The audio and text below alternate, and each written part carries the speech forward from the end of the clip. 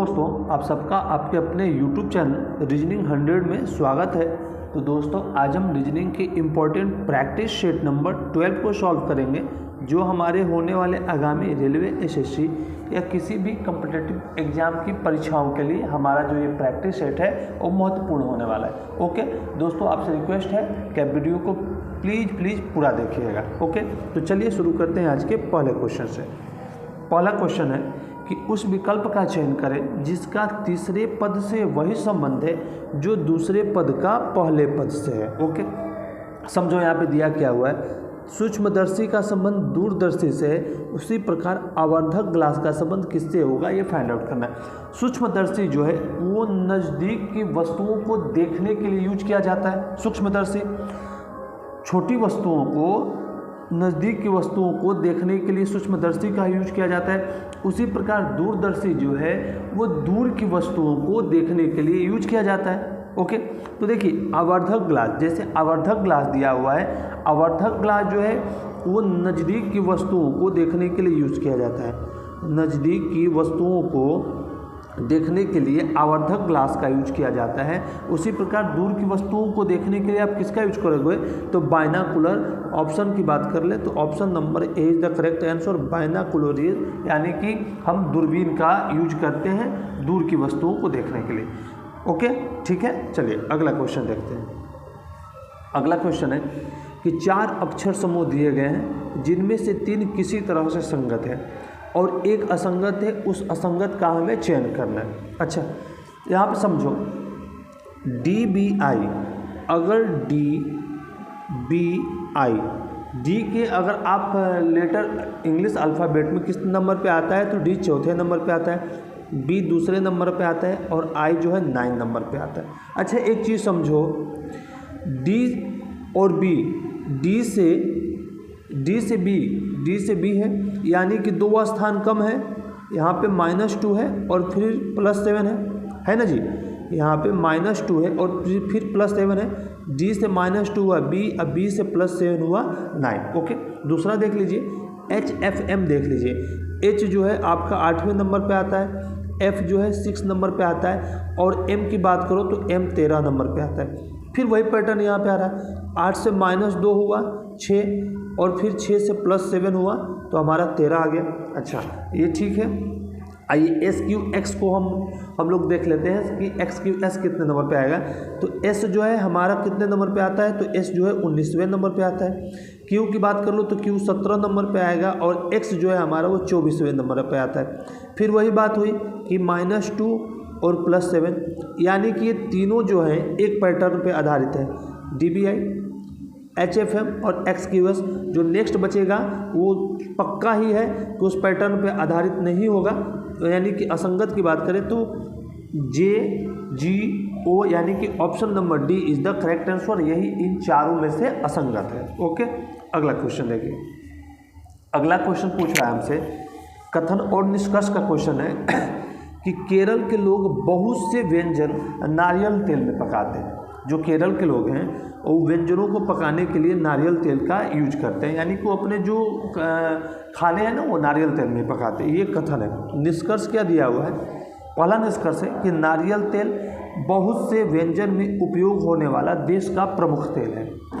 नारियल तेल बहुत से व्यंजन में उपयोग होने वाला देश का प्रमुख तेल है। और दूसरा है कि केरल नारियल तेल का एक बहुत बड़ा उपभोक्ता है। ओके, तो देखो नारियल तेल बहुत से व्यंजन में उपयोग होने वाला देश का प्रमुख तेल है। नहीं जी, ये देश का प्रमुख तेल तो नहीं है, ऑप्शन नंबर 1 तो गलत है। और बात कर लो दूसरे की, तो केरल नारियल तेल का एक बड़ा उपभोक्ता है, तो ये सही होगा।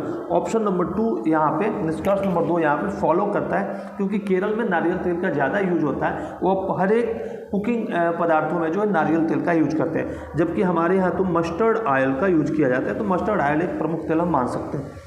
तो यहाँ पे कौन सा ऑप्शन सही हो जाएगा, तो केवल ऑप्शन नंबर ए करेक्ट है, क्योंकि केवल निष्कर्ष 2 जो है यहाँ पे पालन करता है। ओके, दूसरा क्वेश्चन देखिए। नेक्स्ट क्वेश्चन है कि दिए गए विकल्पों में से उस संख्या का चयन कीजिए जो निम्नलिखित श्रेणी में प्रश्न चिन्ह के स्थान पे आ सकते हैं। प्रश्न चिन्ह के स्थान पे आ सकते हैं वो हमें फाइंड आउट करना है। नंबर सीरीज के क्वेश्चन है, आइए से सॉल्व करके देखते हैं। जैसे दिया हुआ है 5, उसके बाद दिया हुआ है 12, फिर क्वेश्चन मार्क है, फिर 96 285 एंड 852। ओके, इसे हमने सॉल्व करना है। अच्छा एक चीज़ देखो आप, 5 है, 12 है, 96 है, 285 है और फिर 852 है। अच्छा ये संख्याएं 5 से शुरू होकर सीधे 852 पे आ रही है। जब ये संख्याएं 5 से शुरू होकर 852 पे आ रही है तो कहीं ना कहीं इन संख्याओं का मल्टीप्लाई हुआ होगा, तभी ये संख्याएं 5 से यानी इतने छोटे से सीधे 852 पे आ गई है। ओके, तो आइए एक बार मल्टीप्लाई करके हम लोग चेक करते हैं। 96 और 285, 96 और 285 की अगर आप बात करो तो इनमें कितने का अंतर है। अच्छा अगर आप 90 भी मान लो इसे और इसमें 3 से मल्टीप्लाई करते हो तो 270, यानी कि लगभग ये 3 गुना के आसपास है जी। तो इंटू 3 करो, यानी कि 96 में अगर आप 3 से मल्टीप्लाई करेंगे हम, तो 96 में 3 से मल्टीप्लाई करेंगे तो कितना हो जाएगा, 288 हो जाएगा, क्योंकि 270 18 288 हो गया। 96 में 3 से मल्टीप्लाई किया तो 288 हो गया। अच्छा यहाँ पे है कितना, 285, यानी कि -3 हुआ है, यानी कि इंटू 3 और -3 का पैटर्न यहाँ पे फॉलो हो रहा है। अच्छा इसको देखो, 285 और 852 इसको अगर आप देखो तो 28 का ये कहीं ना कहीं 3 गुना है, क्योंकि 28 3 84 होता है, 840 होता है। तो इसको अगर आप 3 से मल्टीप्लाई करो 285 को, तो जब आप 285 को 8 से मल्टीप्लाई 3 से मल्टीप्लाई करते हैं तो कितना आता है, 855 855 आता है। और यहाँ पे भी -3 कर दो तो 852 हो जाएगा, यानी कि यहाँ भी पैटर्न क्या फॉलो हुआ, इंटू 3 -3 का। ओके, यानी कि जो पैटर्न है इंटू 3 -3 का यहाँ से चल रहा है। तो 5 में 12 से यहाँ पे इंटू 3 करो और -3 करो तो कितना, 15 में 3 गया 12। अब उसी तरह यहाँ पे भी कर लेते हैं हम कि 12 में 3 से मल्टीप्लाई करो तो 36 और -3 कर दो तो कितना होगा, 33। ऑप्शन की बात कर लें तो 33 यहाँ पे क्वेश्चन मार्क के स्थान पे आ जाएगा। Option number A is the correct answer. यहाँ पे पैटर्न जो है तो इंटू 3 और -3 का फॉलो।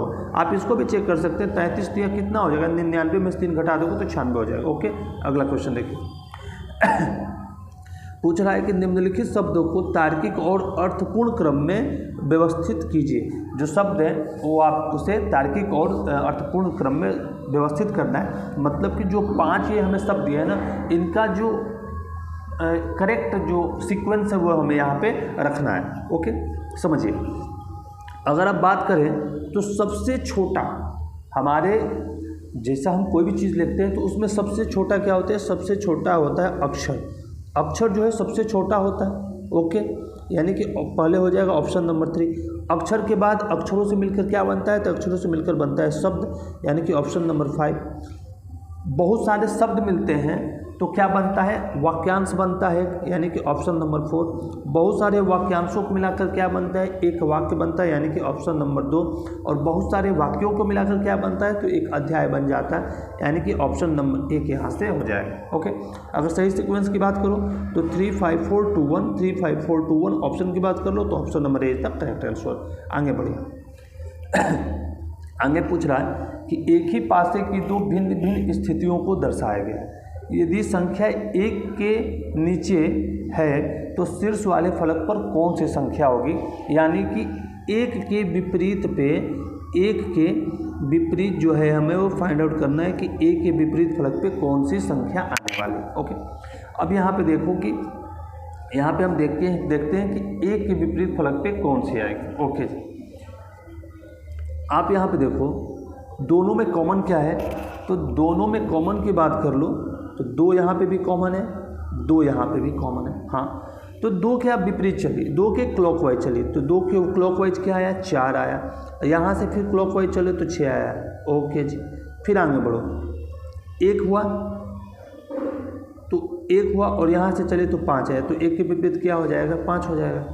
ठीक है, यानी कि option number D is the correct answer. 1 के विपरीत में क्या हो जाएगा, तो 1 के विपरीत में यहाँ पे 5 हो गया। ओके, अगला क्वेश्चन देखिए।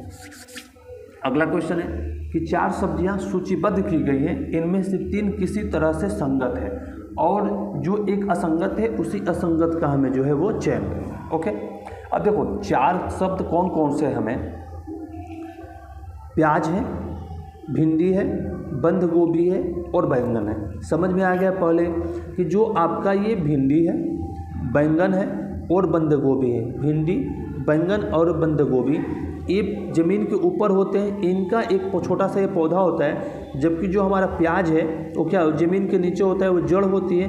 तो ऑप्शन की बात कर लो तो option number A is the right answer. Okay, यहाँ पे देखिए कह रहा है कि निम्नलिखित विकल्पों में से वह शब्द चुनिए जो दिए गए शब्दों के अक्षरों का प्रयोग करके नहीं बनाया जा सकता। कहने का मतलब है अवॉर्डिंग में जितने भी हमें लेटर दिए हुए हैं उन लेटर का, यानी कि उन लेटर का यूज करके इनमें से कौन से ऐसे ऑप्शन है जिन्हें बनाया नहीं जा सकता। ओके, अब देखो अवॉर्डिंग है, अवॉर्डिंग में है यहाँ पे सिग है, SIGH, क्या SIGH को सिग को जो है यहाँ पे यूज करके अवॉर्डिंग के शब्दों को बनाया जा सकता है, अक्षरों को। तो एस अवॉर्डिंग में एस कहाँ से आएगा, अवॉर्डिंग में एस आएगा क्या, नहीं आएगा। पहला ही ऑप्शन सही है, दूसरा चेक करने की जरूरत भी नहीं। अब एस जो है अवॉर्डिंग के किसी भी लेटर में एस है क्या, नहीं है, तो option number A is the right answer. Okay, अब यहाँ पर देखो नेक्स्ट क्वेश्चन है कि एक विशिष्ट कूट भाषा में RQN को 53 लिखा जाता है। RQN को क्या लिखा जाता है, तो RQN को जो है हम 53 लिखते हैं। ओके, RQN को 53 लिखा, DLP को 36 लिखा जाता है। तो उसी कूट भाषा में SRF को क्या लिखा जाए। देखो कैसे हुआ, R, Q और N बराबर 53 करना है।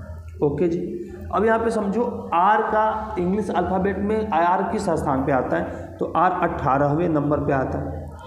Q कितने नंबर पे आएगा, Q 17वें नंबर पे आएगा। और N कितने नंबर पे आएगा, तो N 14वें नंबर पे आएगा। इनको आप ऐड करिए एक बार, 17 17 34, एक 35 35, ये हो जाएगा 35 और 14 कितना हो जाएगा 49 हो गया। अब 49 है, जबकि यहाँ पे 53 आया है। तो 49 में अगर आप 4 को ऐड कर देते हो तो 53 आ जाएगा ना जी, हाँ कहोगे बिल्कुल आ जाएगा। 49 में हमने 4 को ऐड कर दिया तो कितना आ गया, 53 आ गया।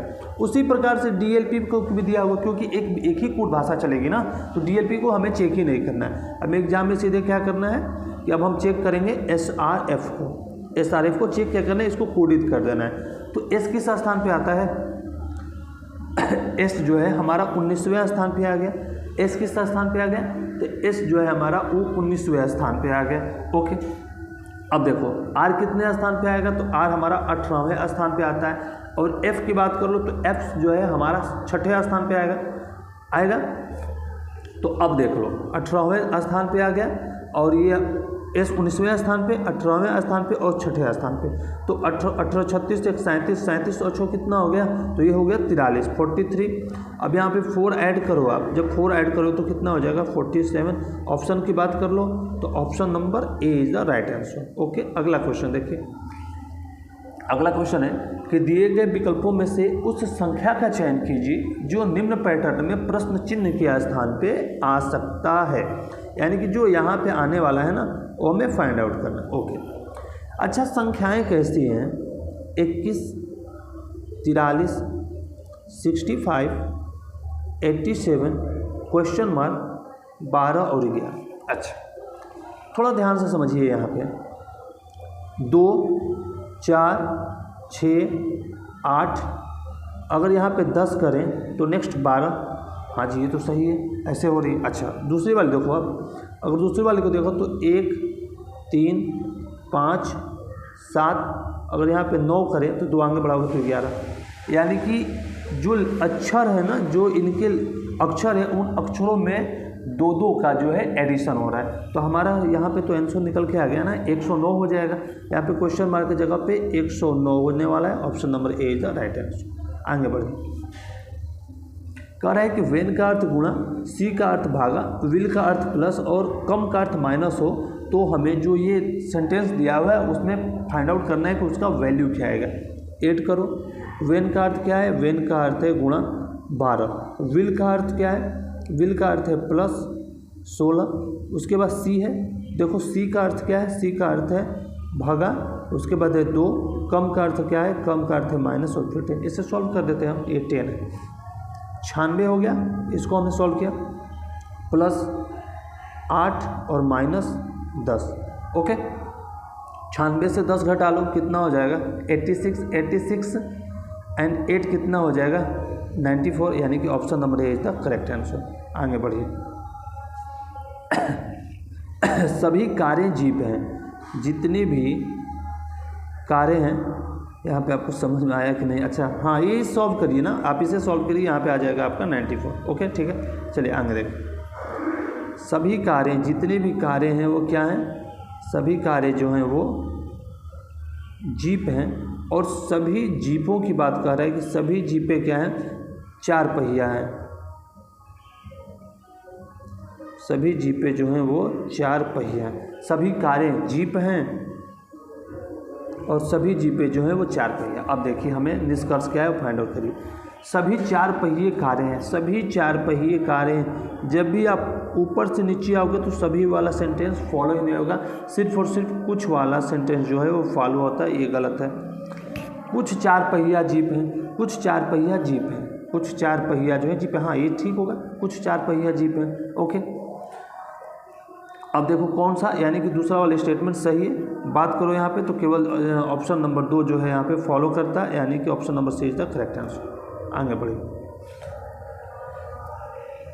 आगे देखो कह रहा है कि एक, ये जो है ब्लड रिलेशन का क्वेश्चन है। एक व्यक्ति की ओर इशारा करते हुए विवेक ने कहा कि उनका इकलौता भाई, यानी उनका इकलौता भाई मेरे पुत्र के पिता का, उनका इकलौता भाई विवेक ने कहा एक फिगर की तरफ इशारा करते हुए कि मेरी पुत्री के पिता, मेरी पुत्री यानी विवेक है, ये विवेक है, ये विवेक की पुत्री हो गई कोई डॉटर, ये विवेक की पुत्री हो गई। कह रहा है कि मेरी पुत्री के पिता यानी कि विवेक के भी जो फादर होंगे, फादर, अब समझ लीजिए। एक व्यक्ति को इशारा करते हुए विवेक ने कहा कि उनका, व्यक्ति की ओर इशारा करते हुए, उस व्यक्ति की ओर इशारा करते हुए विवेक ने कहा कि जो ये व्यक्ति है ना, उनका इकलौता भाई, यानी कि व्यक्ति का जो इकलौता भाई है, ये व्यक्ति है, इनका इकलौता भाई मेरी पुत्री के पिता का पिता है। ओके जी, हो गया, समझ में आया आपको? ये विवेक के व्यक्ति और इनके फादर, ये दोनों भाई हो गए। तो कह रहे कि उन व्यक्ति का विवेक से क्या संबंध है, उस व्यक्ति का विवेक से क्या संबंध है? तो विवेक का चाचा लगेगा, विवेक का चाचा। ऑप्शन की बात कर लो तो ऑप्शन नंबर सी हो जाएगा, चाचा, मामा, ताऊ, फूफा, मौसा, कुछ भी कह लो आप। अब देखो यहाँ पे कह रहा है क्वेश्चन कि जब इसे बिंदुदार रेखा पर मोड़ा जाता है तो कौन सा पैटर्न पारदर्शी शीट के समान होगा? अच्छा, जब आप इसे बिंदुदार रेखा पे मोड़ोगे ना, ऐसे जब आप फोल्ड करोगे तो जो ये वाला सर्कल है वो यहाँ पे चला आएगा। देखो ऐसा कोई है? हाँ जी है, ए वाली आकृति में ऑप्शन की बात कर ले तो option number C is the correct answer हो जाएगा। आगे देखिए, मिरर प्रतिबिंब चुनना है हमें इस आकृति का। तो इस आकृति का मिरर प्रतिबिंब क्या होगा? तो प्रतिबिंबे उल्टा हो जाएंगी, यानी ये वाला फिगर जो है ऊपर आ जाएगा, ये वाला फिगर ऊपर हो जाएगा और ये वाली जो फिगर है नीचे हो जाएगी। तो देखो किस में ऊपर है, तो ये 2 जो है इसमें ऊपर है, यानी ये और ये तो ख़त्म हो गया, ये नहीं होगा। अब ठीक, अब देखो जो ये आपका ये वाला साइन है, जो ये ऐसे डंडाकार दिया हुआ है, वो कैसे बन जाएगा? जो ऐसे डंडाकार दिया हुआ है ऐसे करके, अब उनके चिन्ह ऐसे हो जाएंगे। तो इसमें कैसे में है? देखो ऑप्शन ए वाले में है। ऑप्शन की बात कर लें तो option number B is the correct answer, सिर्फ हमें उल्टा कर देना है। अगला क्वेश्चन है कि दिए गए आरेख का ध्यानपूर्वक अध्ययन कीजिए और पूछे गए प्रश्न का उत्तर दीजिए। विभिन्न भागों में दी गई संख्या व्यक्तियों की संख्या को दर्शाती है। पूछा क्या है? ऐसे कितने पुरुष प्रवक्ता हैं जो पात्र नहीं हैं? ओके, अब देखो ये लेक्चरर यानी प्रवक्ता को ये पुरुष हैं और ये एलिजिबल यानी पात्रता यहाँ पे दर्शा रहा है। ओके, यहाँ पे दे भी दिया है आपको मीनिंग। ओके, देखिए अब यहाँ पे ऐसे कितने पुरुष प्रवक्ता हैं, और पुरुष और प्रवक्ता को हमें ढूंढना है कि कितने पुरुष और प्रवक्ता हैं। ये लेक्चरर है यानी, और ये मेल है। तो और एलिजिबिलिटी को आप हटा दो तो एलिजिबिलिटी का इतना हिस्सा हमें नहीं चाहिए, हमें इसमें जितने नंबर है वो नहीं चाहिए।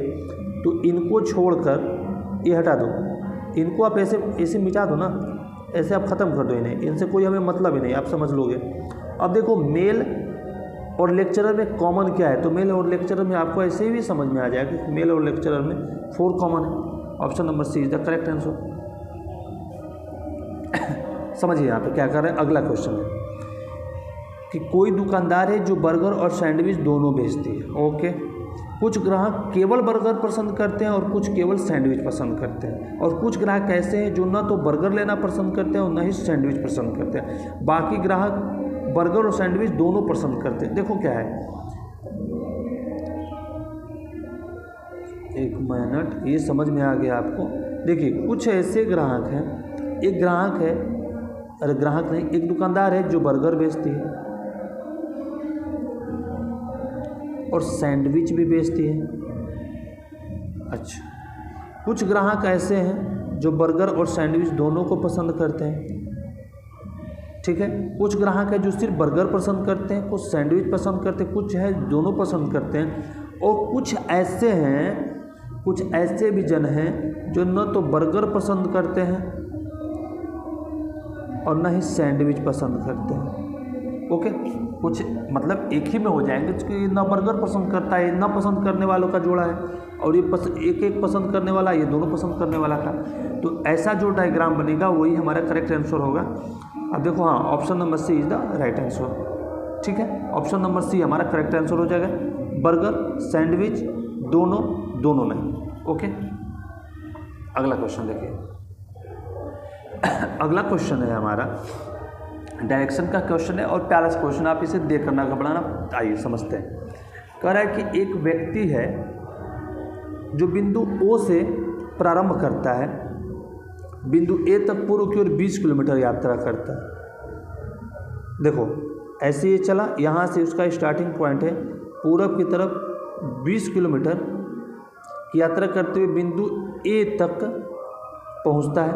ओके, फिर वो दाईं ओर मुड़ता है तथा बिंदु B तक पहुंचने के लिए 10 किलोमीटर की यात्रा करता है। दाईं ओर मुड़ता है और बिंदु B तक पहुंचने के लिए 10 किलोमीटर की यात्रा करता है। ओके, बिंदु B तक पहुंच जाता है तथा फिर वो दाईं ओर मुड़कर बिंदु C बिंदु तक पहुंचने के लिए 9 किलोमीटर की यात्रा करता है। फिर वो अपने दाईं ओर मुड़ता है और बिंदु C तक पहुँचने के लिए 9 किलोमीटर की यात्रा करता है। यहाँ तक पहुँचता है, 9 किलोमीटर की यात्रा करता है। फिर वो दाईं ओर मुड़कर बिंदु D तक पहुँचने के लिए 5 किलोमीटर की यात्रा करता है। दाईं ओर मुड़ता है और बिंदु D तक पहुँचने के लिए 5 किलोमीटर की यात्रा करता है। तत्पश्चात बाईं ओर मुड़ते हुए 12 किलोमीटर की यात्रा करते हुए बिंदु E तक पहुँचता है। बाईं ओर पहुँचता है, 12 किलोमीटर की यात्रा करता है और बिंदु E तक पहुँचता है, यानी यहाँ तक पहुँचता है। फिर वो दाईं ओर मुड़ते हुए बिंदु F तक पहुंचने के लिए 6 किलोमीटर की यात्रा करता है। ख़त्म हो गया, यहाँ पे वो भी यात्रा नहीं करेगा, 6 किलोमीटर की यात्रा कर। अब देखो पूछ क्या रहा है, पूछ रहा है हमसे कि अब वह व्यक्ति किस दिशा की ओर मुख करके है। अब ऐसे देखो ना, उत्तर की ओर मुख है उसका। ठीक है, option number B is the right answer. आगे बढ़िए। अगला क्वेश्चन है कि निम्न आकृति में कितने त्रिभुज हैं। हमें यहाँ पे त्रिभुजों की संख्या फाइंड आउट करनी है। काउंट करिए, 1 2 3 4 5 6 7 8 9 10 11 12 13 14 15 16 17 18 19 और 20। 20 तो टोटल यहाँ से बन गए, 20 हमारे टोटल यहाँ से बन गए। अच्छा, क्या 20 ही है क्या? नहीं नहीं नहीं, ऑप्शन में 20 जरूर दिया हुआ है, लेकिन अभी 20 नहीं है। देखो ये वाला 21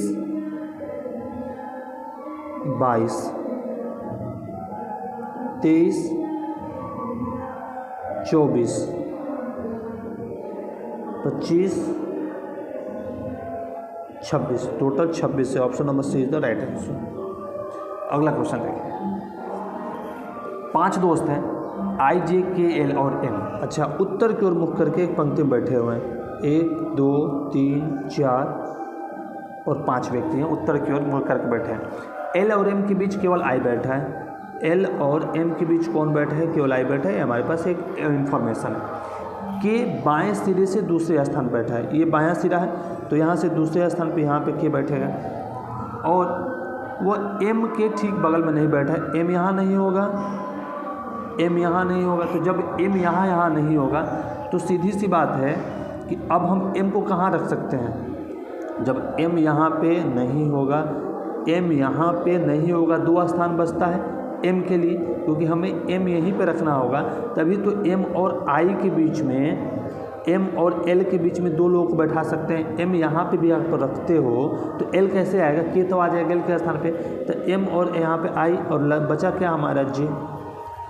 तो वही पूछ रहा है कि जे कहाँ बैठा है, जे जो है हमारा बाएं सिरे पर बैठा है, option number C is the right answer. Okay, अच्छा तो दोस्तों देखिए, आज हमने आपके साथ 20 इम्पोर्टेंट जो है वो प्रैक्टिस क्वेश्चन को जो है वो सॉल्व किया, डिस्कस किया। 20 इम्पोर्टेंट क्वेश्चन जो है आपको आज सॉल्व कराए गए, और एकदम जो एग्ज़ाम का एग्जैक्ट लेवल है ना, एग्ज़ाम के एग्जैक्ट लेवल पे आपको जो है प्रिपरेशन कराई जा रही है। हमारा उद्देश्य यही है कि हम रीजनिंग के टोटल मार्क्स को गेन करें। ओके दोस्तों, देखो ठीक है, सेशन यहाँ पे हमने एंड किया। आपसे रिक्वेस्ट है कि अगर आपको हमारा ये सेशन पसंद आया तो आप प्लीज़ हमारे यूट्यूब चैनल रीजनिंग 100 को लाइक, शेयर और सब्सक्राइब जरूर करें, और अपना प्यारा सा कमेंट हमें जरूर सेंड करें। ओके ठीक है दोस्तों, मिलते हैं कल के नेक्स्ट सेशन में। बाय।